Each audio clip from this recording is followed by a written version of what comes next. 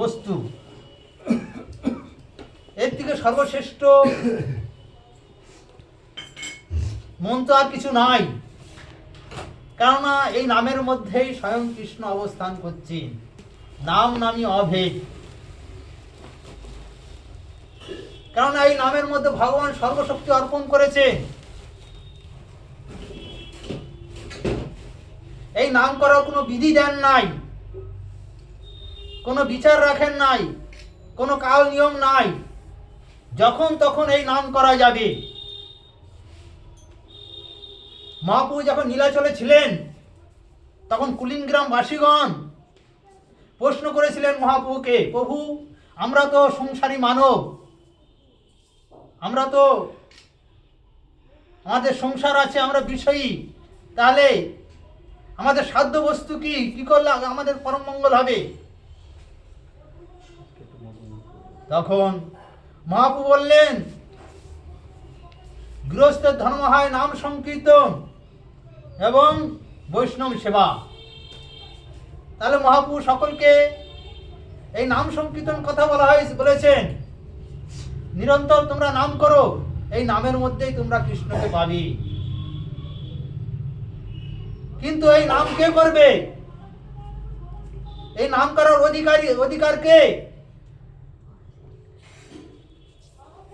তার উত্তরে মহাপ্রভু কি বললেন?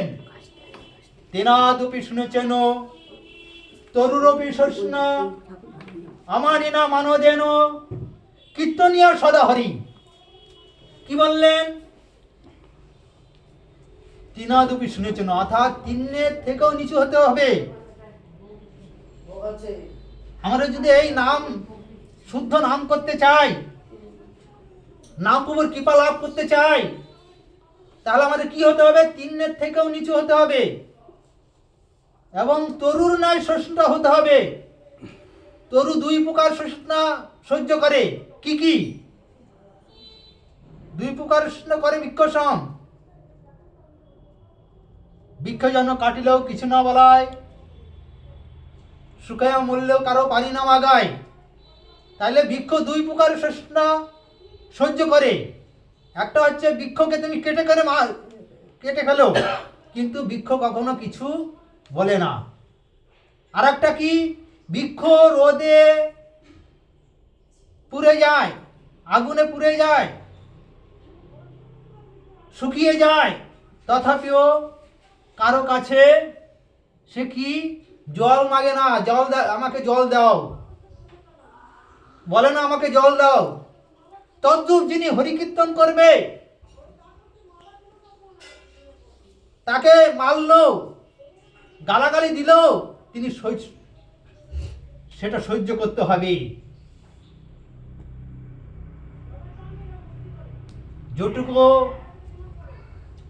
সে পাবে ওইটুকু নিয়ে সে সন্তুষ্ট থাকতে হবে, কারো কাছে কিছু চাবে না। ভগবানের ইচ্ছা যেটা আসবে তাতে সন্তুষ্ট থাকতে হবে।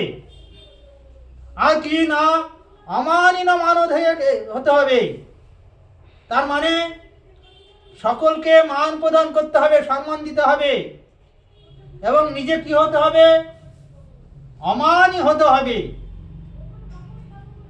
তবেই তিনি কৃষ্ণ কীর্তনের অধিকারী, নাহলে সে কৃষ্ণ কীর্তনের অধিকারী নয়। আমরা সকলেই তো কৃষ্ণ কীর্তন করি। অহংকারের দ্বারা, প্রতিষ্ঠার দ্বারা কখনো কৃষ্ণ কীর্তন হয় না। যার মধ্যে অহংকার আছে, যার মধ্যে প্রতিষ্ঠার আশা আছে, কখনো সে কৃষ্ণ কীর্তন করতে পারবেন না। নাম বাইরে তবু নাম কবু নয়। নাম অক্ষর বাইরে বটে, নাম কবু নয়।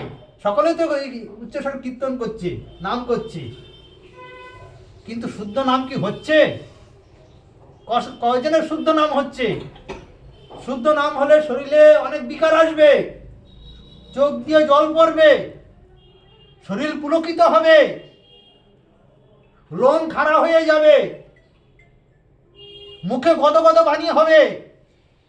কিন্তু সকলে তো নাম করছে, কার লোম খাড়া হয়, কার চোখ দিয়ে জল পড়ে, কার শরীর পুলকিত হয় দেখান। এরকম ভক্ত অতি দুর্লভ। তাই আমরা যদি এই নামের কৃপা লাভ করতে চাই, তাহলে তৃণাদপি সুনিচিন হইয়া আমাদের বৈষ্ণব সেবা করতে হবে, বৈষ্ণবের চরণে শরণাগত হতে হবে। বৈষ্ণব কৃপা হইলে আমরা তৃণাদপি সুনিচিন হতে পারবো। বাঞ্ছা করতে ভাষ্য কৃপা শুনে বলছি বৈষ্ণব